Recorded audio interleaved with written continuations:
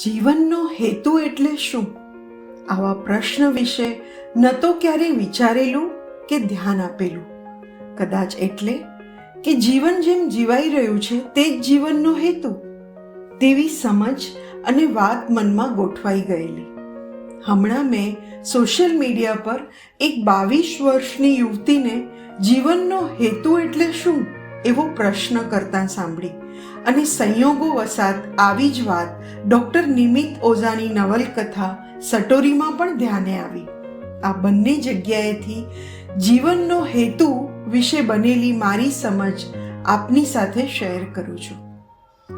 Hello મિત્રો, કેમ છો? હું છું સોનલ. સ્વાગત છે આપ સૌનું મારી વાત પોડકાસ્ટમાં.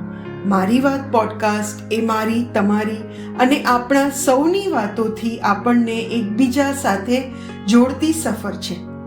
આજના એપિસોડમાં જીવનનો હેતુ શોધવો એટલે શું તેની મેં કેળવેલી સમજ વિશે વાત કરું છું. થોડા સમય પહેલાં જ મેં સોશિયલ મીડિયા પર એક 22 વર્ષની યુવતીને કોઈ સોશિયલ મીડિયા ઇન્ફ્લુએન્સરને પૂછતા સાંભળી કે મારે મારા જીવનનો હેતુ શું છે તે જાણવું છે. કેવી રીતે જાણું? આ પ્રશ્ન સાંભળતા જ મને થયું કે વાહ, 22 વર્ષની ઉંમરે એને જીવનનો હેતુ જાણવો છે. અહીં તો લોકોના આખા જીવન નીકળી જાય તોય સમજાતું નથી કે જીવનનો હેતુ શું છે. પછી મેં વિચાર્યું કે ચાલો પહેલા એ ઇન્ફ્લુએન્સર શું જવાબ આપે છે એ સાંભળી લો. તેમણે જવાબ આપ્યો કે જે કામ કરતી વખતે સમયનું ભાન ભૂલી જવાય ને એ જ જીવનનો હેતુ. આ જવાબ સાંભળતા જ મને હાલમાં વાંચેલી ડૉક્ટર નિમિત્ત ઓઝાની સટોરી નવલકથાનો એક સંવાદ યાદ આવી ગયો, કેમ કે એમાં પણ આવી જ વાત કીધેલી તે હું શેર કરું છું. જીવનના વિવિધ પડકારો સામે ઝઝૂમી રહેલી સટોરીની નાયિકા સ્વીકૃતિ દેસાઈ અનિરુદ્ધ પાઠકને નવલકથામાં એક જગ્યાએ પૂછે છે કે મારે શું કરવું જોઈએ. કોઈ એક પ્રવૃત્તિ. અનિરુદ્ધે કોફીનો ઘૂંટ ભર્યો. આટલા વિશાળ જગતમાંથી કોઈ એક પ્રવૃત્તિ શોધી કાઢ જે તને તારું સ્વમાન પાછું આપી શકે. ઓહ, આઈ નો, પેશન એન્ડ ઓલ ધેટ.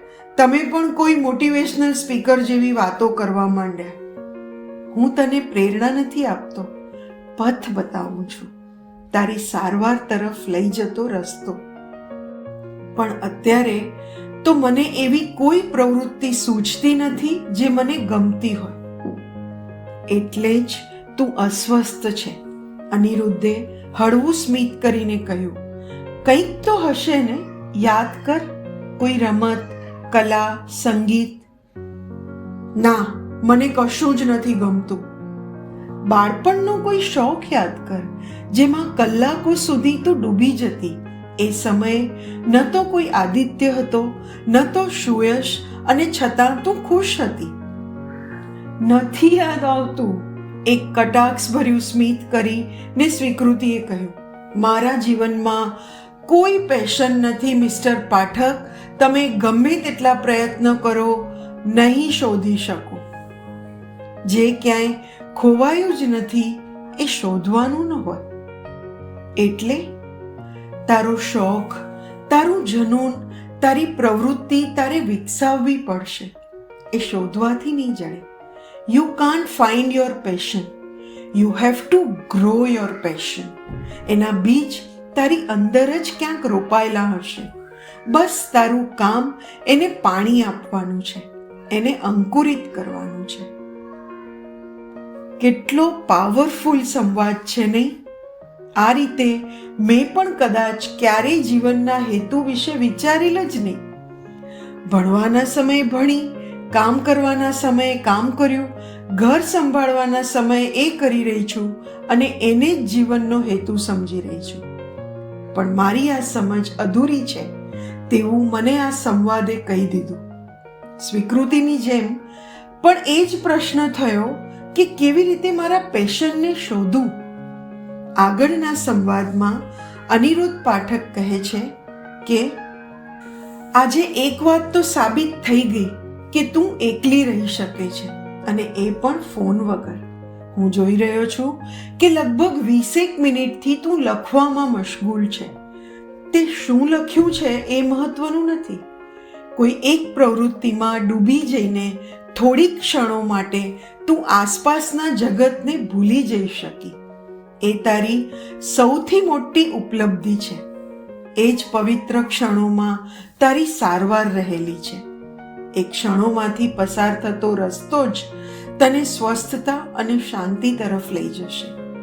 જો સાજા થવું હશે તો તારું જીવન કોઈ વ્યક્તિની આસપાસ નહીં, કોઈ પ્રવૃત્તિની આસપાસ રાખવું પડશે. એમણે કહ્યું, જાતને નિરાશ કરવા કરતાં જગતને નિરાશ કરવું આપણને વધારે પોષાય છે.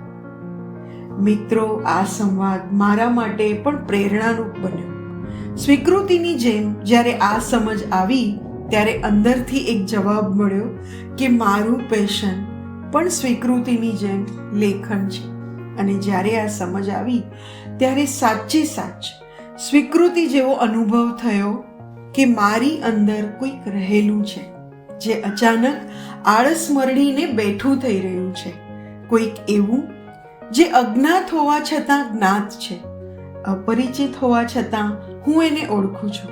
બસ આ પહેલાં ક્યારેય એને મળી નથી. આવી ફિલિંગ થઈ રહી હતી. મિત્રો, મારી સાથે તમે જો તમારી વાતને જોડી હોય તો બીજા લોકો સાથે પણ શેર કરજો. મારી ચેનલને લાઈક અને સબસ્ક્રાઈબ કરજો. આપના પ્રતિભાવો મારા સુધી પહોંચી રહ્યા છે. સમય કાઢી મારી વાત સાંભળવા બદલ આપ સૌનો ખૂબ આભાર. આવતા એપિસોડમાં ફરી મળીશ નવી વાત સાથે. ત્યાં સુધી આવજો.